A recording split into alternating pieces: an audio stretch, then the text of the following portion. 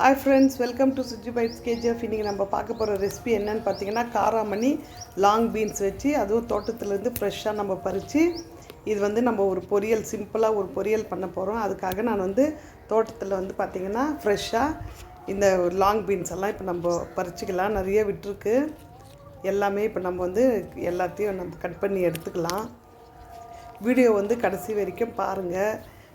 பார்த்துட்டு பிடிச்சிருந்தா ஒரு லைக், ஒரு கமெண்ட் போடுங்க. யாராவது வீடியோ புதுசாக இருந்தால் ப்ளீஸ் சப்ஸ்கிரைப் பண்ணிக்கோங்க. எல்லாத்தையும் வந்து நம்ம இப்போ கட் பண்ணி எடுத்துக்கலாம்.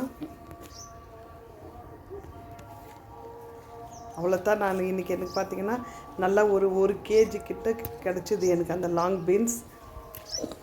காரம் எல்லாமே நம்ம இப்போ பறித்து எடுத்துக்கலாம். அவ்வளோதான், ஆயிடுச்சு. பாருங்கள், நல்லா வந்து எனக்கு கொஞ்சம் நிறையாவே கிடச்சிது.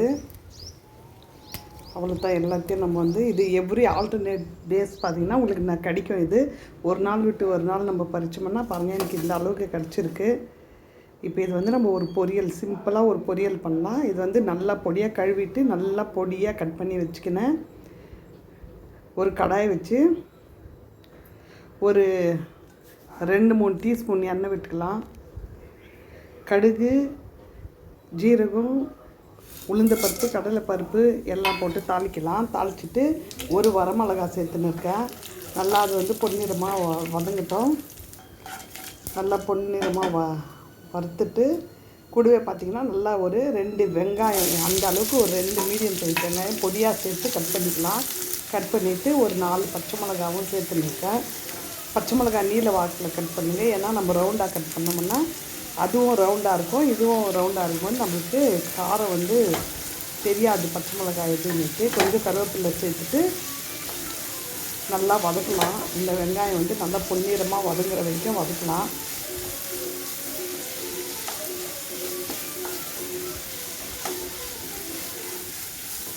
அவ்வளோதான். இப்போ வந்துட்டு நம்ம இது கூடவே பார்த்திங்கன்னா இப்போ நல்லா பொன்னிறமாக வதங்கிடுச்சு.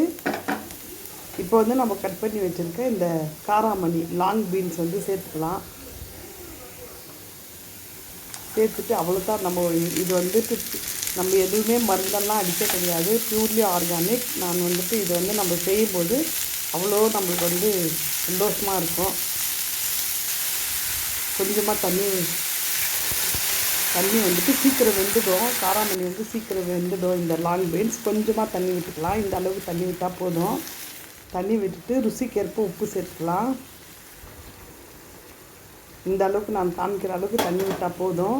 மிதமான தீயில் வச்சு ருசிக்கேற்ப உப்பு சேர்த்துக்கலாம். உப்பு சேர்த்துட்டு கூடவே பார்த்திங்கன்னா இது அப்படியே ஓப்பன்லேயே மூடி போட வேணாம், அப்படியே வேகட்டும். கூடவே பார்த்திங்கன்னா நான் இந்த அளவுக்கு தேங்காய் எடுத்து மிக்சியில் ஒரு சுற்றி வச்சுருக்கேன். இல்லாட்டி நீங்கள் திருவினா கூட சரி, ஒரு 4 டேபிள் ஸ்பூன் அளவுக்கு நீங்கள் தேங்காய் துருவல் எடுத்துருங்க.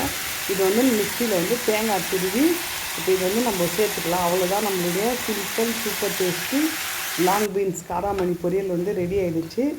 கண்டிப்பாக நீங்கள் இப்போ சீசன் நிறையா கிடைக்கிது மார்க்கெட்டுங்களில். நீங்கள் இப்போ இது இந்த மாதிரி ஒரு முறை செஞ்சுட்டு உங்கள் ஃபீட்பேக் கொடுங்க. தேங்க்ஸ் ஃபார் வாட்சிங் Suji bites KGF and thanks for supporting Suji bites KGF. Keep supporting. Bye.